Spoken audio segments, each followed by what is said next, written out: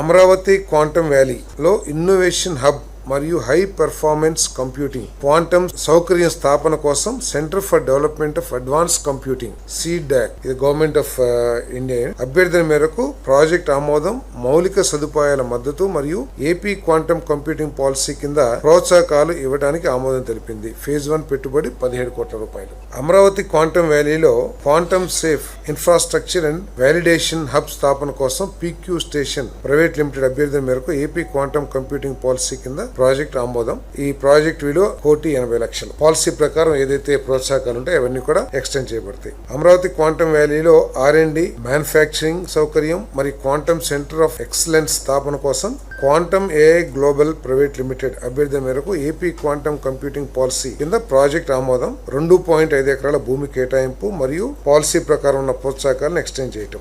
Phase 1 పెట్టుబడి 108 కోట్లు. ఇక్కడ మనం గమనించాల్సింది ఏంటంటే ప్రపంచంలో ఎక్కడ క్వాంటమ్ కేవలం 3-4 దేశాల్లోనే క్వాంటమ్ కంప్యూటర్ గానీ క్వాంటమ్ టెక్నాలజీస్ గానీ డెవలప్ అయి ఉంటే మన ఆంధ్రప్రదేశ్ కూటమి ప్రభుత్వం పాలనలో క్వాంటమ్ కంప్యూటర్ రాబోతుంది. క్వాంటమ్ కంప్యూటర్ కాంపోనెంట్స్ మ్యానుఫ్యాక్చరింగ్ కి అడుగులు పడ్డాయి. అదేవిధంగా క్వాంటమ్ కంప్యూటర్ మీద ట్రైనింగ్ ఇవ్వడానికి కూడా ఇన్స్టిట్యూషన్స్ కూడా రావటం. ఇది దేశంలో నెంబర్ 1. నాకు తెలిసి కేంద్ర ప్రభుత్వం క్వాంటమ్ కోసం ఫండ్ పెడితే ఈ రోజు వరకు కూడా ఏ ఒక్క రాష్ట్రం కూడా దాని నుంచి డ్రా చేయలేకపోయారు. బట్ మన రాష్ట్రం చంద్రబాబు నాయుడు గారి నాయకత్వంలో క్వాంటమ్ వ్యాలీని ఏర్పాటు చేయడమే కాకుండా క్వాంటమ్ కంప్యూటర్ కూడా ఈ సంవత్సరం ఎండింగ్ కు వస్తుంది. సో దానికి సంబంధించిన యాక్టివిటీస్ అన్ని కూడా ప్రారంభం అవడం అనేది చాలా గర్వించదగ్గ విషయం కూడా నేను తెలియజేస్తున్నాను.